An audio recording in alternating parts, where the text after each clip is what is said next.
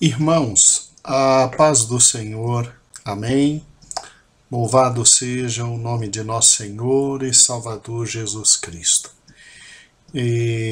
Nesse vídeo eu serei bastante comedido, bastante rápido.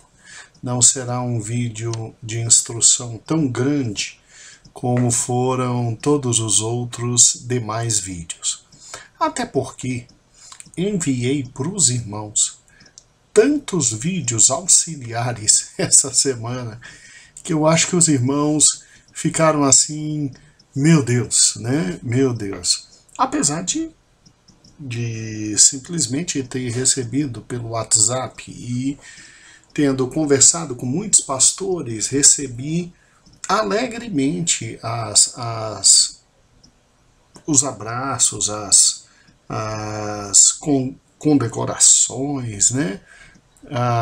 O entusiasmo de terem acesso a tantos bons vídeos sobre tudo aquilo que estamos trabalhando na lição 10, né? Na lição 10.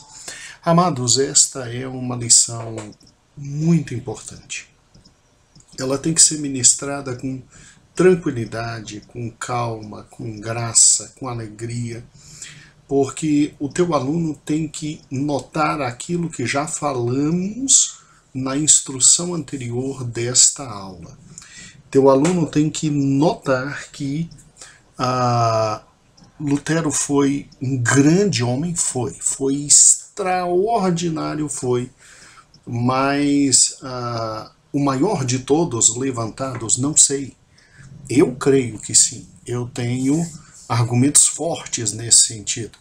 Mas aqueles que dizem que não, né, também respeito, com certeza respeito.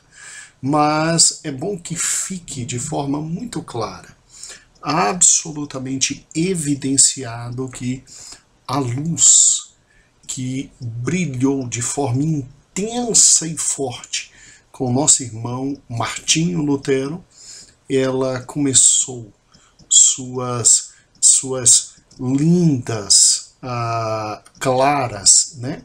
Seu lindo vigor, ela começa e vai crescendo, crescendo, crescendo, crescendo com os pré-reformadores até chegar o dia perfeito. E nós não podemos sonegar dos irmãos figuras históricas como os valdenses, né? Figuras históricas como John Wycliffe e os Lollardos. E agora, essa figura histórica tão extraordinária como John Hus, né? Ou João Hus. E, obviamente, Savonarola e, o maior de todos, Martinho Lutero. Então, preste atenção.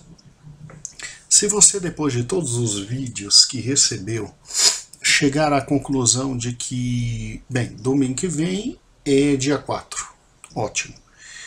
Não dá para ensinar tudo que eu quero, pastor, sobre João Hus, Savonarola, os dois grandes aqui, João Vesalius e João Václav, e Martinho Lutero. Não dá. Lutero tem que ser uma aula absolutamente separada, sem nenhum problema. Veja que eu te enviei uma aula de história da igreja, onde está junto Wycliffe, que você já ministrou domingo passado, Hus e Savonarola, né? Wycliffe, Hus e Savonarola. E Martinho Lutero é tão grande, tão forte, tão grande, que eu te enviei também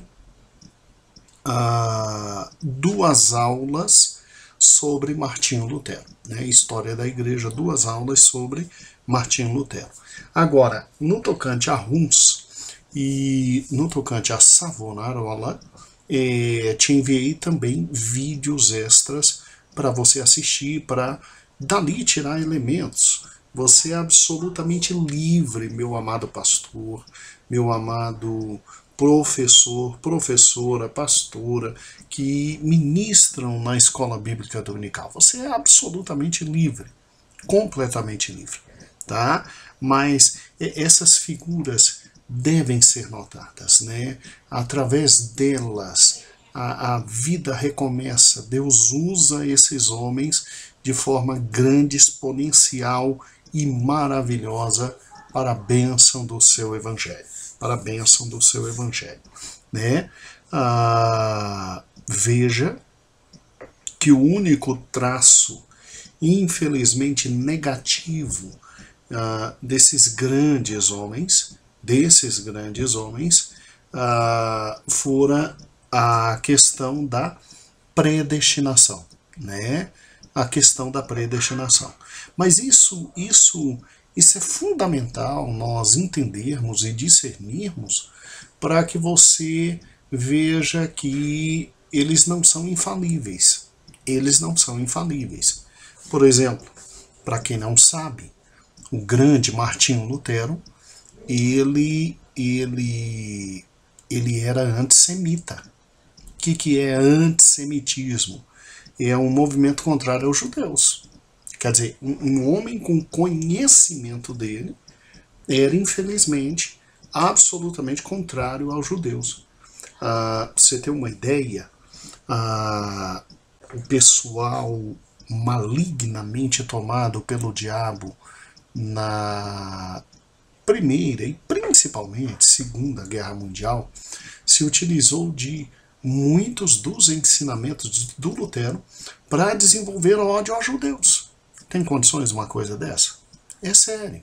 Então, vejam que foram homens fundamentais para tirar a igreja das trevas e fazê-la retornar à luz da palavra. À luz da palavra. E retornando à luz da palavra, se retorna à luz de Cristo. E aí o dia se torna completamente claro. Mas tiveram esses pequenos erros, essas pequenas incongruências, não eram perfeitos, eram homens como eu e homens como você, mas que eu preciso que você destaque não as incongruências, eu preciso que você destaque o lado positivo que eles trouxeram. Porque as incongruências e os erros, você não se preocupe.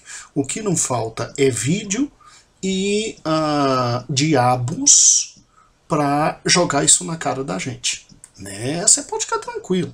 O que não faltam é Satanás para jogar o erro desses homens na cara da gente, né? Vocês se dizem melhores, se dizem perfeitos, mas Lutero fez isso, isso, isso. John Hus fez isso, isso, isso. Savonarola fez isso, isso e isso. Tá, tudo bem, tudo bem. Sim, é verdade, tiveram esses erros e essas incongruências, mas foram homens fiéis a Deus, que trouxeram de volta o que era necessário para dentro da igreja, a centralidade da palavra de Deus, a centralidade dos ensinos. Foram absolutamente contra os sacramentos e a vida sacramental como forma de salvação. E nos trouxeram de volta a salvação pela fé, mediante a graça, não por obras, para que ninguém se glorie. E louvado seja o nome do Senhor, sabe, irmãos? Nós saímos do meio deles e nós não vamos retornar, porque estamos com Cristo e a luz que brilhou com os pré-reformadores e com o grande Lutero foi uma luz tão irradiante e tão fantástica, que por trás de tudo isso só poderíamos ter a mão de Deus. A mão de Deus. Irmãos, a igreja é literalmente um grande milagre da parte do Senhor. E a reforma protestante foi um dos maiores milagres da existência humana, na história humana. Então, voltando à parte didático-pedagógica, Eu preciso que você faça exatamente o que está aqui na revista. Muitas informações lhe foram dadas. E aí você recheie o precioso prato que você dará aos seus alunos no próximo domingo, de acordo com o que você quer. Não serei eu a dizer aquilo que mais te chamou a atenção, o que menos te chamou, o que tem que ter, o que não tem que ter. Não, não, não. Você tem liberdade para explorar absolutamente tudo. E se eles perguntarem, passe os vídeos para eles, não há problema. Desenvolva o conhecimento, repasse o conhecimento. Mas eu creio pia e totalmente que Deus dirigirá cada um de vós, amados irmãos, para que trabalhe exatamente com os fatos que acharem mais importantes. É óbvio que, para que os irmãos não fiquem perdidos de tanto e com tanto material, é lógico que nós temos a nossa revista e nela nós destacamos os pontos mais relevantes, aqueles que literalmente não podem faltar. Então, no tocante a John Hus, que é o primeiro que você tratará na próxima escola bíblica dominical, veja que interessante, né? John Hus, ele é ali da Boêmia, né? Boêmia é exatamente uma região dentro da República Tcheca, que antigamente nós chamávamos de Tchecoslováquia, né? E que na época de Lutero a República Tcheca era chamada de Boêmia, né? Era chamada de Boêmia. E daí John Hus e os seguidores chamados os Irmãos Boêmios. Gravem isso, gravem isso. Como é que a luz chega e atinge e chega a esse grande homem? É como está na revista. Nós estamos na página 98 e eu fiz questão de estabelecer os fatos históricos de forma precisa na revista e os próprios vídeos te ajudaram nisso. Vamos lá. A princesa da Boêmia, né? Ela se casa. Só um pouquinho, irmãos, por gentileza. É exatamente isso, né? Ela se casa com o rei Ricardo II. Eu estava só conferindo os fatos. Ricardo II da Inglaterra. E aí o que acontece? Obviamente ela vem com toda a corte, né? Essa linda rainha ali, ela é dada em casamento pelo seu irmão, o rei na época da Boêmia, da República Tcheca. E aí o que acontece? Ela vai com toda a sua corte para a Inglaterra, né? Viver ao lado do seu marido, Ricardo II. E o que acontece? Isso ocorria muito entre os reis, até para selarem tratados de paz, né? Até para selarem tratados de paz. Eles procuravam casar-se com famílias de outros reis. Então, é lógico que visando politicamente, economicamente, socialmente vantagens para a Boêmia, para a República Tcheca, o irmão desta nobre rainha, lindíssima, dizem até comentaristas, desta nobre rainha, deu-a em casamento para o rei da Inglaterra para firmarem pactos sociais, econômicos e políticos. E aí o que acontece? Casaram-se o rei da Inglaterra e a irmã do rei da Boêmia, e nessa junção social, o que acontece? Ingleses passaram a ter livre trânsito pela Boêmia e os tchecos passaram a ter livre trânsito na Inglaterra. O que deu? Não deu outra. É lógico que os meninos da Boêmia, ali da República Tcheca, vinham correndo estudar onde? Onde? Onde estava a pérola do mundo, Wycliffe. Para que os irmãos tenham uma dimensão, a fama de Wycliffe, ela era praticamente conhecida no mundo inteiro. Ele era considerado a pérola de Oxford, o homem de maior conhecimento na sua época, John Wycliffe. E aí esses boêmios vieram em razão da fama do grande Wycliffe e tiveram aula com quem? Com Wycliffe.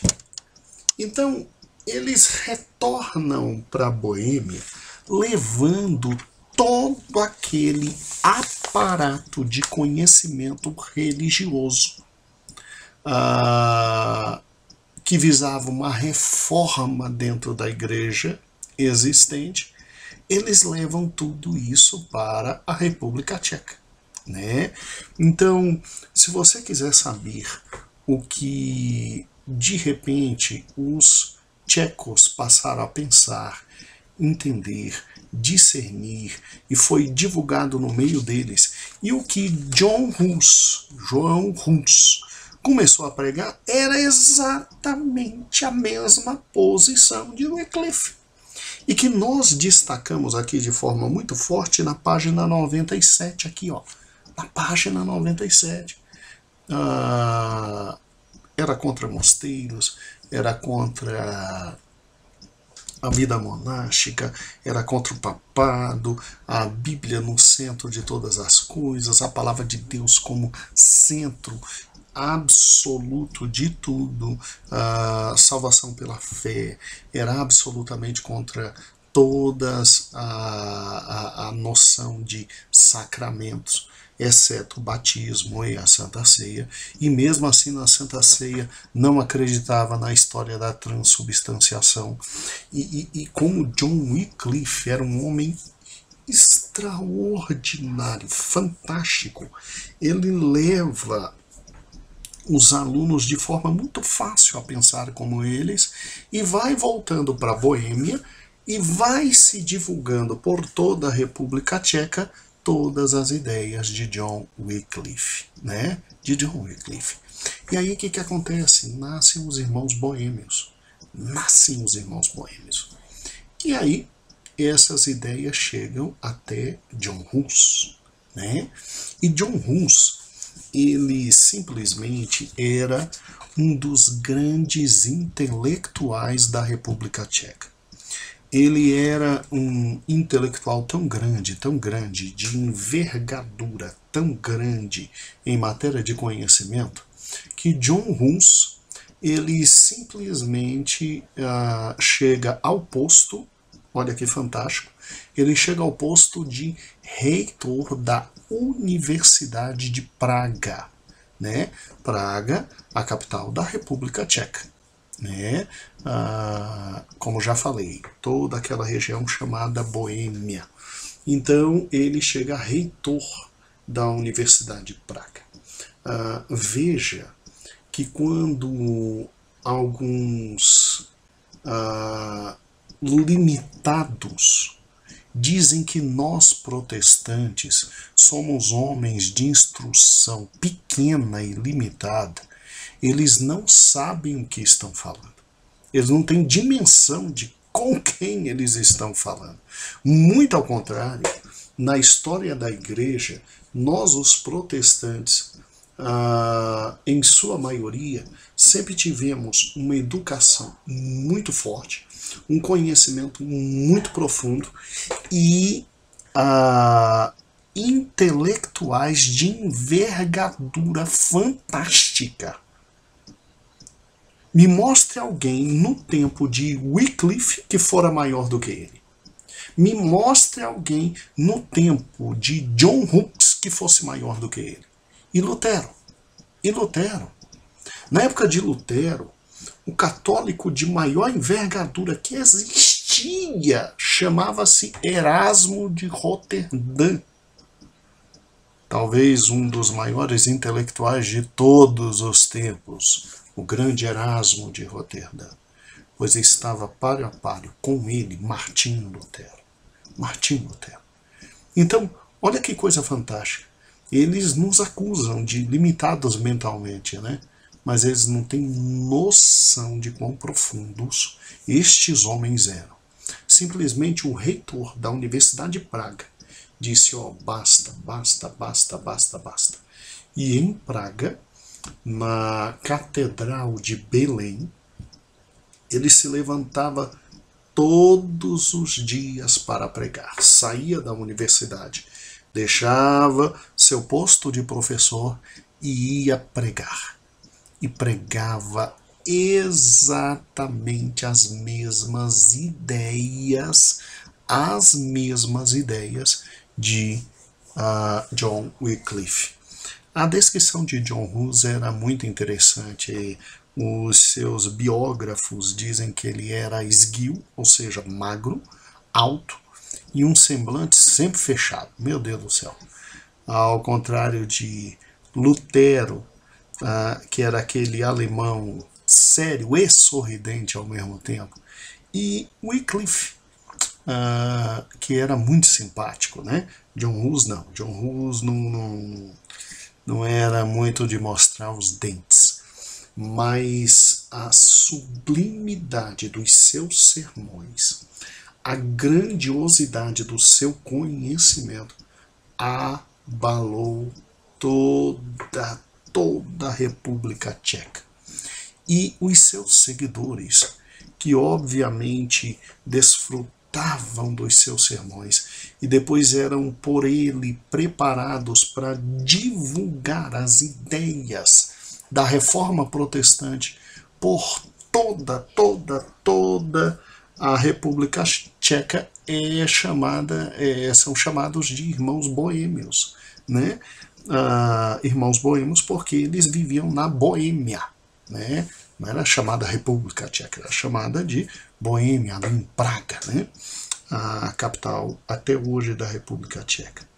E o que aconteceu? Esse homem forte, vigoroso e extraordinário, ele abalou a estrutura da República Tcheca, né? E ele abalou de tal forma que o chamaram para um concílio de Constança, e para que ele defendesse as suas ideias, né? Só que era absolutamente mentira. Ele ia ali realmente só para morrer.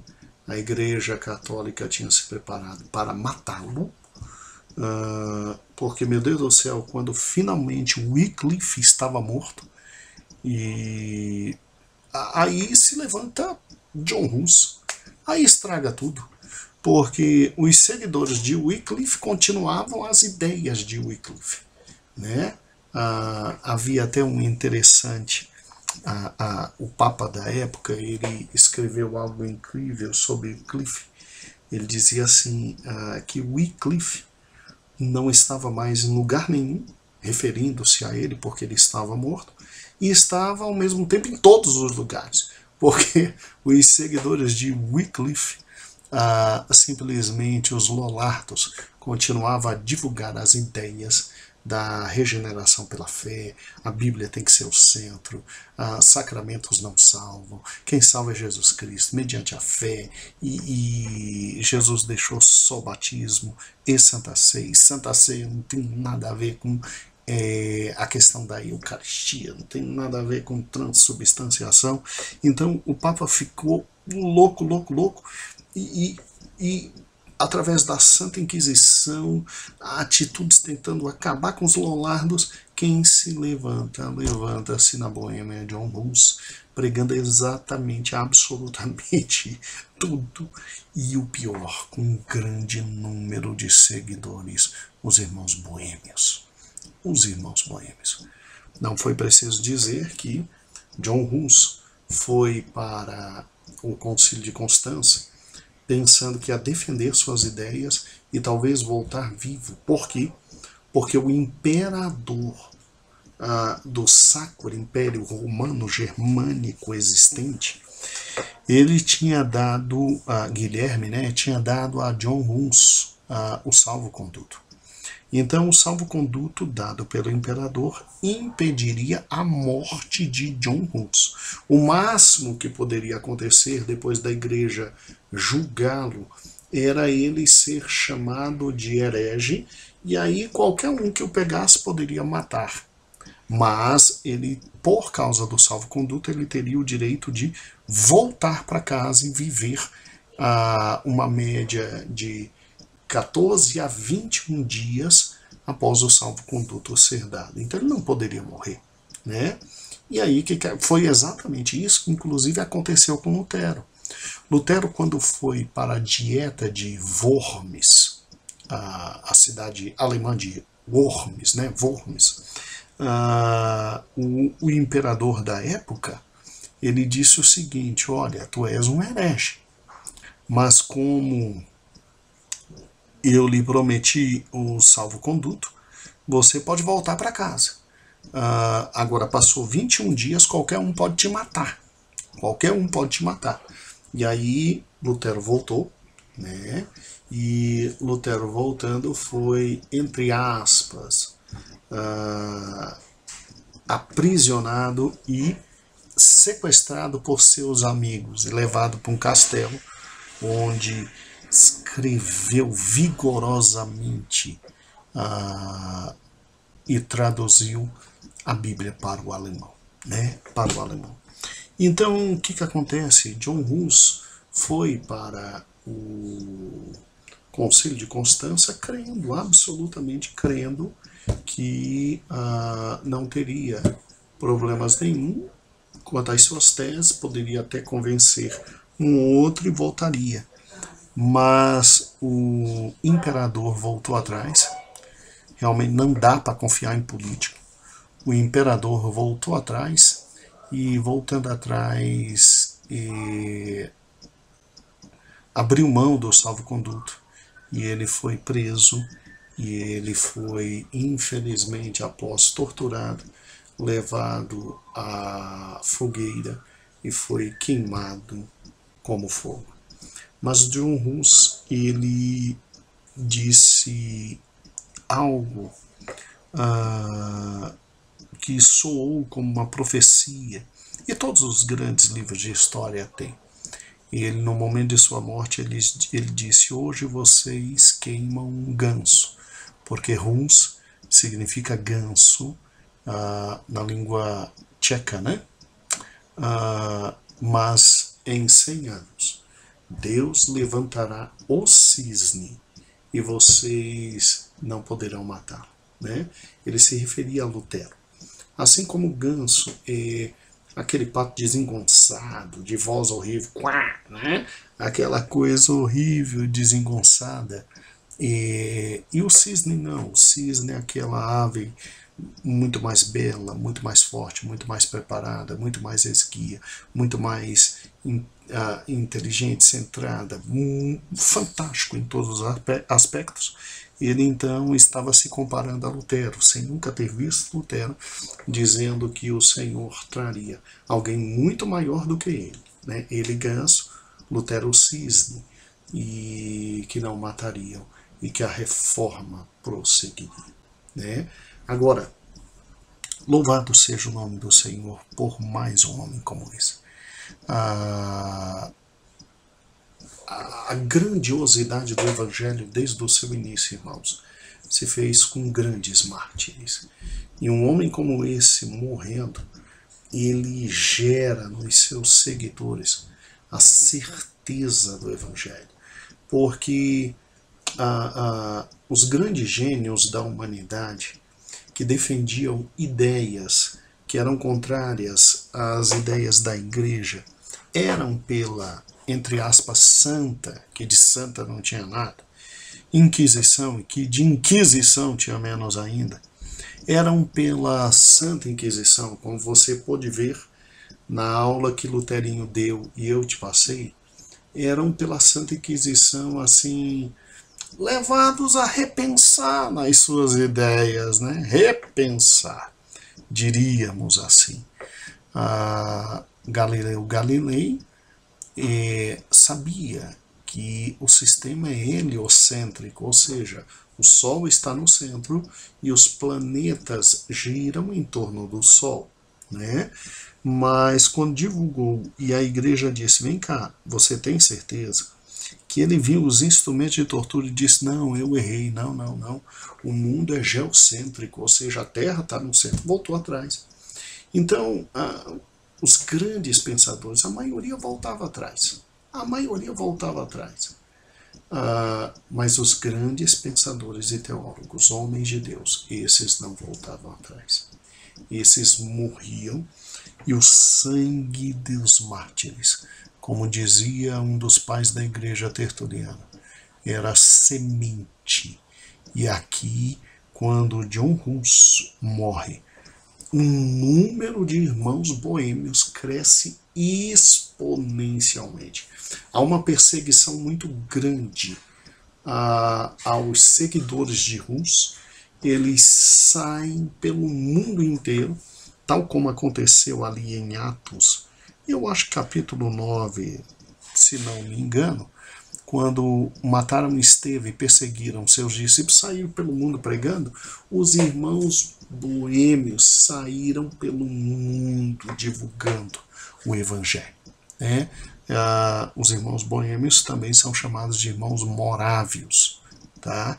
E eles se tornaram o grupo que mais evangelizou o mundo.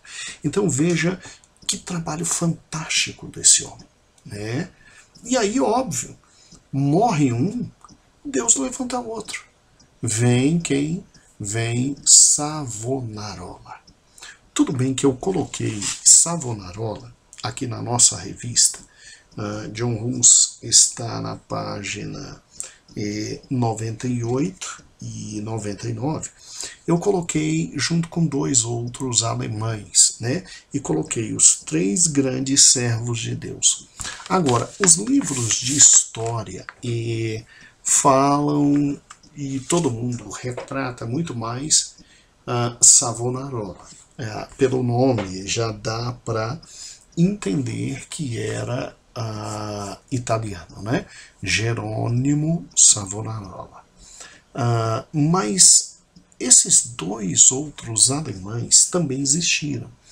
E eles foram grandes intelectuais na época que se posicionaram de forma muito importante a favor da nossa querida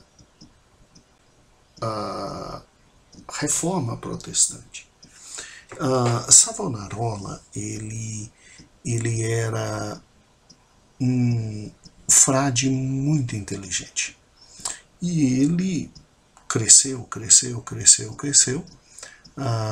na sua vida monástica, e você sabe perfeitamente que o monasticismo trazia por consequência a possibilidade de ter acesso à palavra de Deus, ter acesso aos conhecimentos, ter acesso ao conhecimento das culturas greco-latinas, ou seja, a cultura clássica, né? Nos mosteiros você tem um instrumento de guarda de toda a cultura, de todo o conhecimento, né? A história dos mosteiros é muito interessante. E Savonarola, ele quando encaminhado para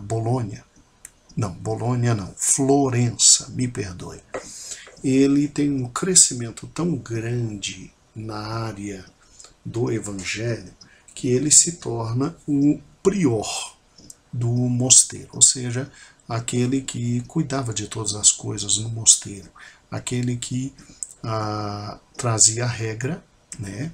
Para quem não sabe, a regra era literalmente um conjunto de ordens que os monges seguiam, né? Os monges seguiam. A regra existe até hoje. Então, tal hora se faz isso, tal hora aquilo, tal hora aquilo outro, tal hora aquilo outro.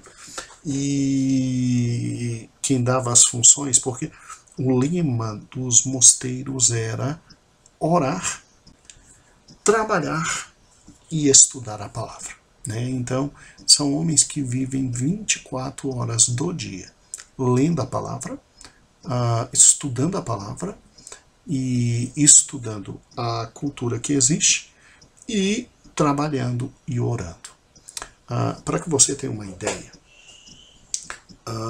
os monges, eles oram no mínimo de 5 a 7 vezes por dia.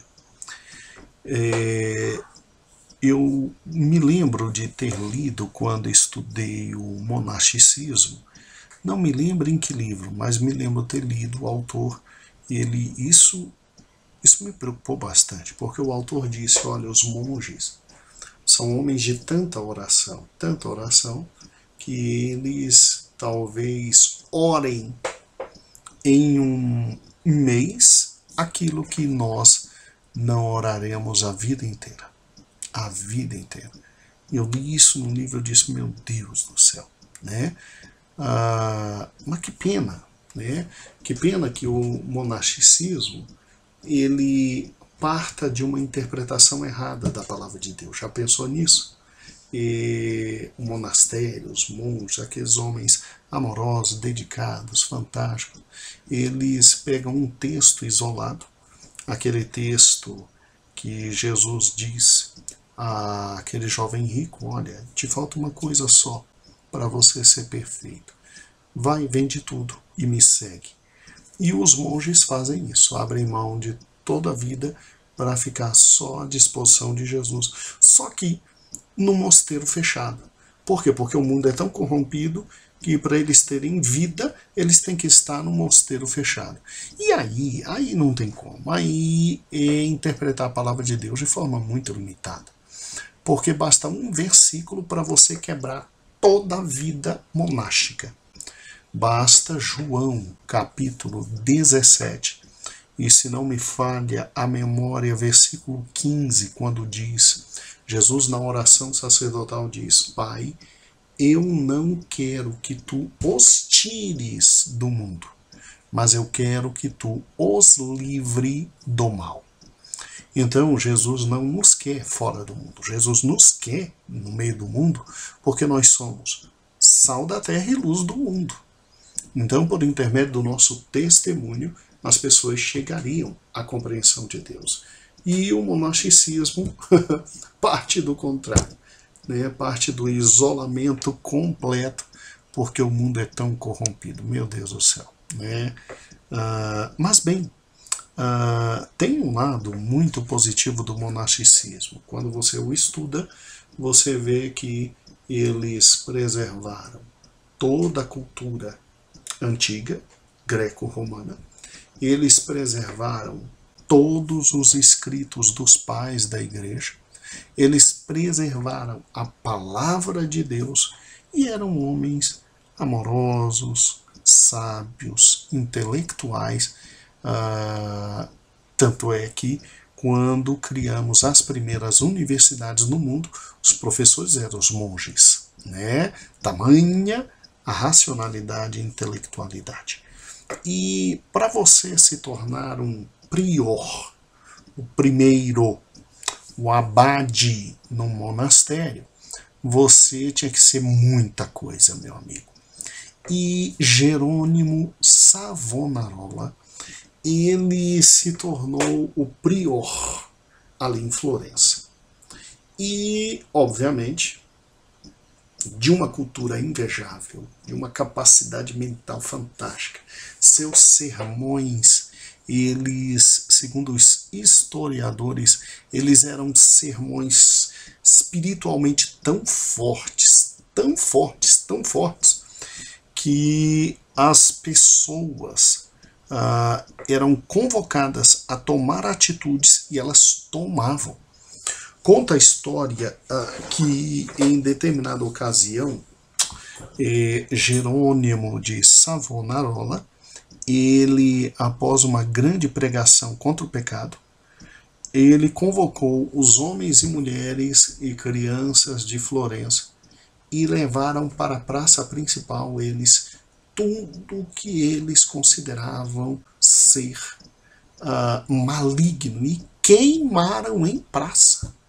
Aí queimaram quadros, queimaram imagens, queimaram tudo. E Savonarola não brincava não. Pau na cabeça do Papa, que o Papa é o anticristo, que o Papa é demoníaco, que vive de forma errada, que Roma está tudo errada, que a igreja está tudo errada, que tinha que mudar tudo. Opa, isso me faz lembrar de Wycliffe, de John Hus, exatamente. E aí? E aí que o problema foi, o Papa chamou esse menino, Savonarola, e olha que o Papa tinha uma grande amizade com ele.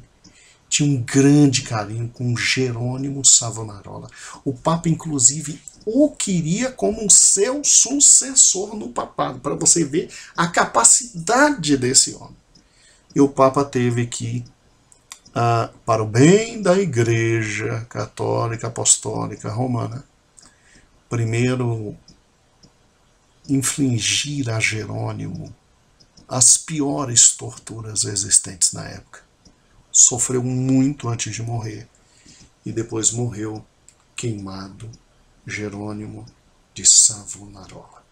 Só que tem o seguinte, se você raciocinar comigo, por intermédio de Wycliffe, a luz chega na Inglaterra e os lollardos estão pregando o evangelho na Inglaterra. Por intermédio de Hus, a luz chega na República Tcheca e os países vizinhos que dependiam dos boêmios. E a luz se expande ali por toda a Boêmia. Toda a Boêmia. Os irmãos morávios, eles simplesmente eram pregadores vorazes. Agora a luz chega onde? Na Itália. Ali, no pé do Papa. Na Itália, em Florença. Você acha que só Florença foi abalada? Não, muitas cidades eram abaladas com as pregações de Savonarola. Muitos vinham de outras cidades para estar com Savonarola e para ouvir e para querer mudar. Veja que a luz vai se expandindo, expandindo, expandindo, até que ela brilha de forma extraordinária no coração, na Alemanha. E aí foi responsável por isso nossos amados irmãos João de Wessália e João de Wesselos. É João, um é Wessália, outro é Wesselos, mas são pessoas completamente diferentes. Tá? Os pensamentos eram exatamente esses, de reforma. Começaram a pregar a reforma, ali mais ou menos no sul da Alemanha, porque Lutero estava ao norte. Wittenberg era situada ao norte. Nossos irmãos estavam um pouquinho ali ao sul. E, obviamente, trouxeram o início da contribuição da reforma ali na Alemanha. João de Wessália, ele era um grande teólogo e doutor e professor em Erfurt, ali na Alemanha, né? E pegue por gentileza a página 100, a parte de amarelo. Olha o que ele ensina. Ele ensina que a salvação se obtinha pela graça, que peregrinações, jejuns, extrema-unção de nada aproveita e que a palavra de Deus é a única autoridade em materiais de fé. Acabou. Isso é a reforma pura. Então veja que antes de Lutero, na Alemanha, através desse grande teólogo, começa a brilhar a luz.